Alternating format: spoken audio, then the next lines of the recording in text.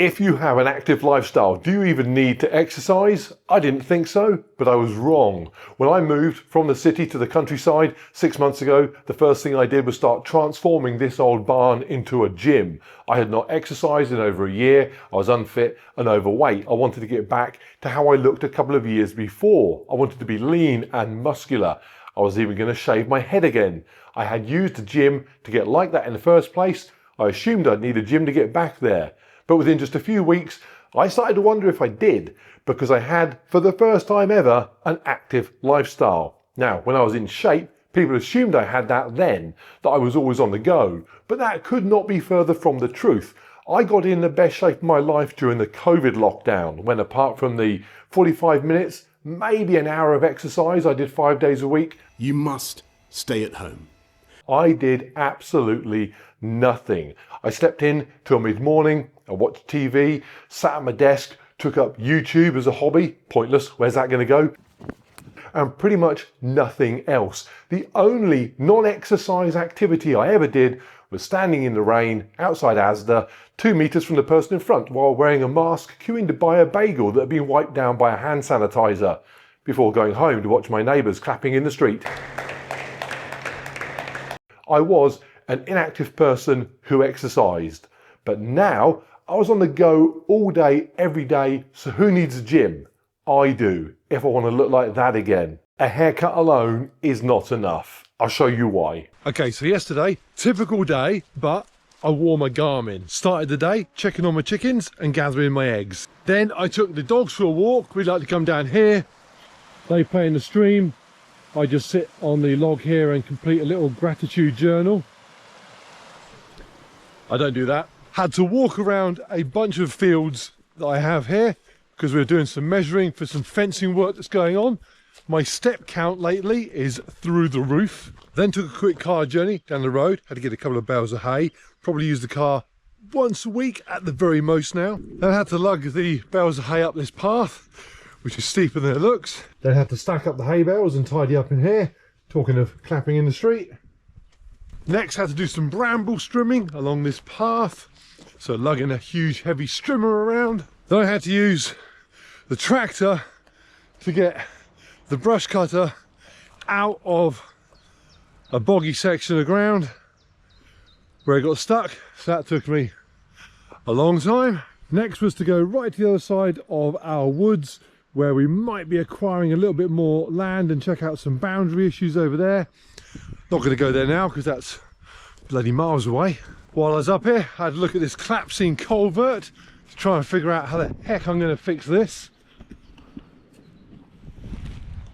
Probably get my wife to do it on Instagram. And pokey, pokey, pokey. I then had breakfast at lunchtime, which is when I had breakfast. More on what I eat in a bit. Then I stacked up and chopped a load of firewood. Then walked the dogs again and checked on all the animals again. Spent ages in here because I've just kitted out the workshop. So I was on the ladder fixing bits up in the ceiling with the new lights, and I haven't quite finished it because that one's still here, but I had a load of gym gear arrive that I was moving into the gym. So a regular day here, not crazy busy, but pretty active. You'd think, wouldn't you? Right, so my basal metabolic rate, my BMR, is 2,000 calories a day, but BMR assumes complete inactivity, lying dead still, not even digesting food. So my actual calorie requirement for a normal inactive day is about 2,400. That's what Garmin calls my resting calories. Do nothing, I burn that anyway. Two things then get added to it. Calories burnt during deliberate exercise, yesterday none, and calories burnt during NEAT, non-exercise activity thermogenesis. Any activity above staying alive that is increased activity, but you haven't recorded it as a session, as a training activity. So for example, it could include housework, walking the dogs, gardening, entertaining your spouse. Or do I track that on my watch? Moving about doing stuff, so not resting, but not deliberate exercise. Active lifestyle. For me, yesterday, 412, that's it. I'm 6'6", heavy, yet lugging all this around all day non-stop adds just 400 calories to my daily expenditure. For my wife it's even worse because she's 5'6", 120 pounds, so her active days bump her calorie expenditure up only a couple of hundred.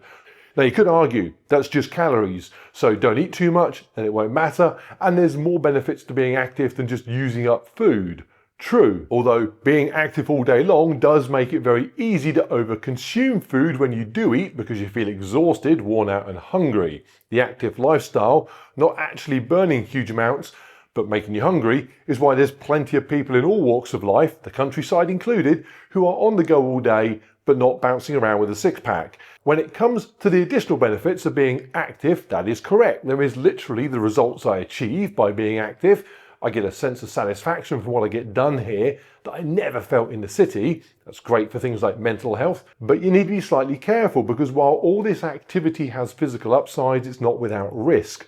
Literal risk. The things I'm doing outside here are tough on the body, like a gym workout might be, but don't come with proper warm-up, adherence to good form, a program that ensures overtraining and overexertion is avoided. The chance of injury here is high, whether it's from an accumulation of stresses and strains or something more sudden than out of the blue. I've pulled the odd muscle in the gym, but I've never been more bashed up than I have been here over the last few months. And I've never had my wife try to drive a tractor into me using a squat rack.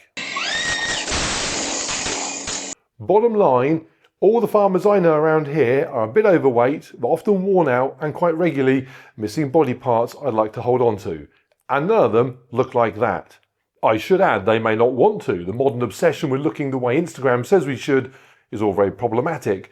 I don't think many of my farmer neighbours are missing out by not having body dysmorphia, steroid abuse issues and negative body image concerns as part of their day.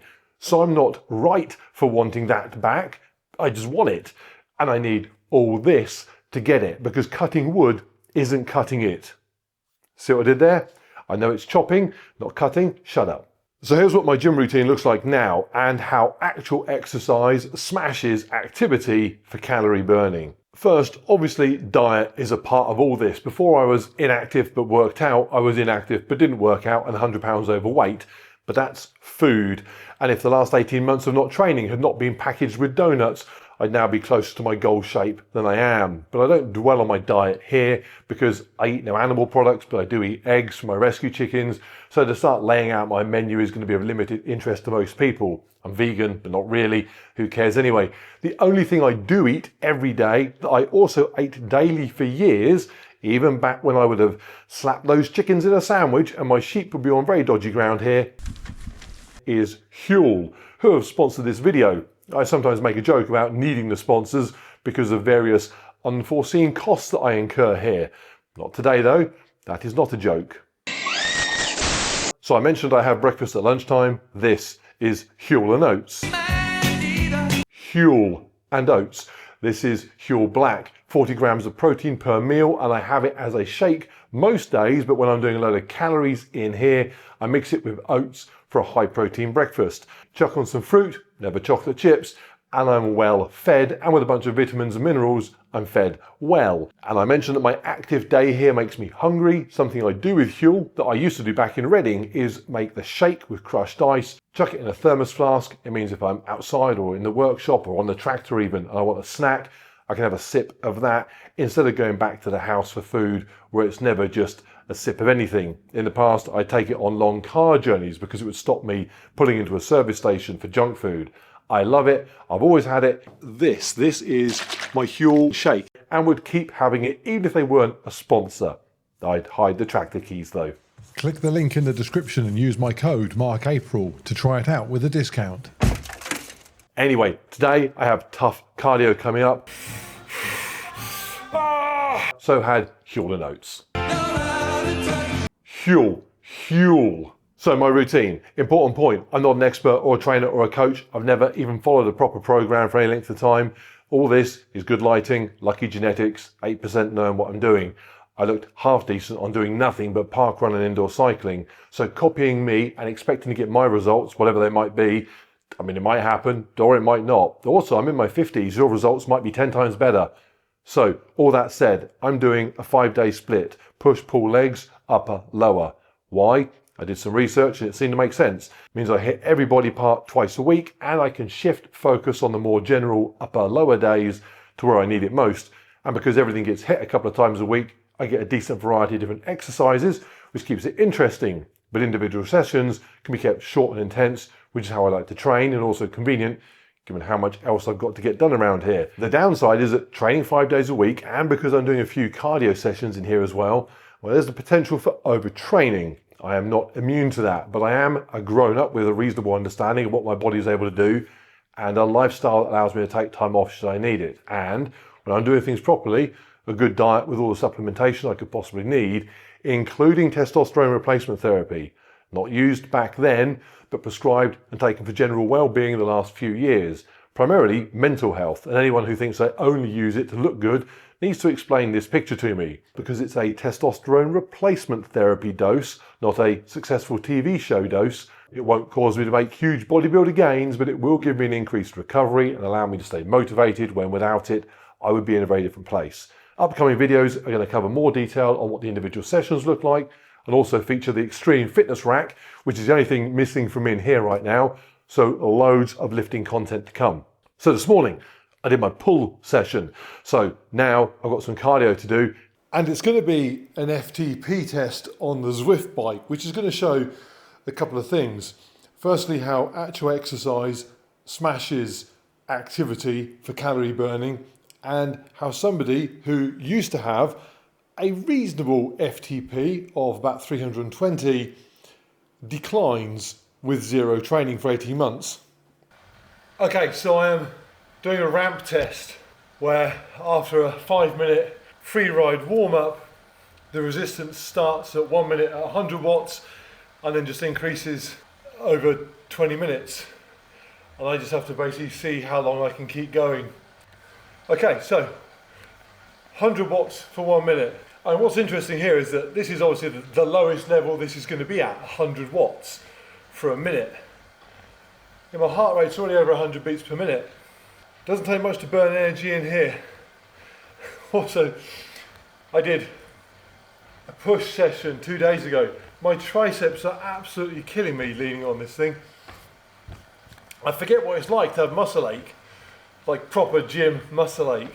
When I'm here doing stuff outside, I get aches all the time. But I've almost missed that very specific feeling of having worked a muscle group and it now being sore. It's actually quite fun. You know, the good thing about this, because it feels hard already, which is depressing at 160 watts to feel hard. But the good thing is that I know the fitness comes back so fast. That 320 watt FTP I had when I trained first time round, you know, I got that literally in a year of indoor cycling. I'd never cycled properly in my life. Bought a Wahoo kicker bike, 2020. I mean, literally just as COVID was starting, everyone was told to stay indoors, so I went and bought an exercise bike. And within a year, had that 320 FTP. And it's not crazy high, but yeah, I got it pretty straightforwardly. Okay, so including the 5-minute easy warm-up, we're coming up for 10 minutes of riding now. Heart rate's at around 130, and it's interesting because the heart rate is obviously staying there. There's no let up. Something that people that lift weights only make the mistake of doing is thinking that they're burning lots of calories doing that. And it's a little bit like outdoor activity. You're active, just being active outside. You don't burn that many calories. You know, your heart rate might go through the roof doing a set of squats or something. But you know, how long does that last? Matter of seconds. And then you're resting for minutes. Doing this sort of cardio, it's just consistent. Now I'm at 10.5 minutes here in an hour's long weight session. You might only have 10.5 minutes of total effort. The rest of it's just made up from, you know, resting, looking in the mirror, texting. In a bit, we're going to get to having to do a level of 320 watts for a minute. Yeah, that's coming up. And I used to be able to maintain 320 watts for a decent chunk of time because it was my FTP. In fact, I climbed out to Zwift in under an hour, which requires 3.2 watts per kilo. And I did it at about 100 kilos. So 320 watts used to be something I could maintain. I've got a feeling when I get to it here, just holding it for the minute is going to be brutal. 260 watts. Heart rate's just going through 160. So it's now time for 60 seconds at 320 watts. Historically, I could do this for an hour. Here, I had to put on the Rocky soundtrack, hence you can't listen to the audio for copyright reasons, and I was close to death. This was absolutely brutal and depressing. The ramp test uses a calculation based on how far you get into it to work out your theoretical FTP. So clearly it is no way near the level of watts you achieve at your peak momentarily during the test. So in the past, I've gone past this point with ease. In fact, this is a clip from my ramp test done just after a few months of riding back in 2020 at the 360 watt stage. Approaching now the step up from 340 to 360 watts, and I'm just concentrating on keeping my legs from spinning, controlling my breathing, trying to keep my heart rate down under 170. 360 watts, heart rate of 170, and I was no way near done. Here I am toast at 320 with a heart rate of 183. There was no way I was going to fail before the 60 seconds of 320 was up, but I knew I'd not be able to manage more than a few seconds at the next stage. I can't do it. I can't. Okay. So it says my FTP is 242. So I'm about 80 off of what I used to be able to do.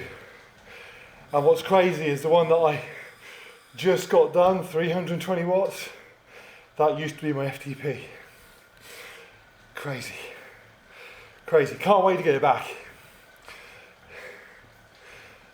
I mentioned earlier some benefits of proper training over being outdoors. The structure and the safety and I keep pedaling. What I didn't mention, and I've just remembered now doing this, it's just that feeling of just, the battle. Never really get that, not for any duration of time, doing something outside.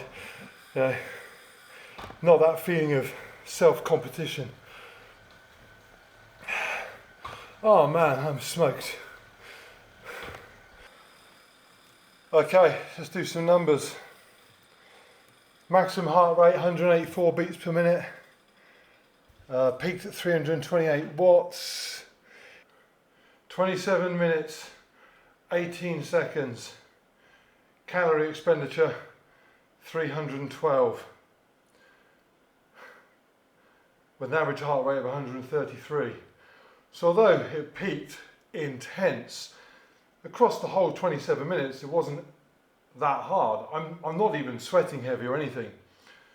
So clearly, taking out some of the easy warm-up bit and cool-down bit and knocking some of the high-intensity stuff off the top end, spreading it out over an hour, I'm going to be burning around 650 calories, excuse me, which I know is about right because I know that historically I would burn between 600 and 700 doing steady state. I'd burn 800, 850, maybe 900 if I was really pushing it. And I never did it, but for the purposes of YouTube experiments, sometimes going absolutely crazy, I could hit 1,000 calories in an hour. Getting even this outside, I can't do it. So there you go, burnt more calories, did it in a safe and structured way. It's progressed my fitness, it's measured my fitness, and it's given me that outlet. everything out there has a place and it needs to be done, and I enjoy doing it. So it's not a case of stopping that. But what's done in here is needed. I'm not saying don't take the elevator when you could take the stairs. I'm not saying don't take the car to the shops when you could walk. I'm not saying date night doesn't have a place. I'm just saying if you're trying to combat excess donuts via your step count, you're going to have your work cut out.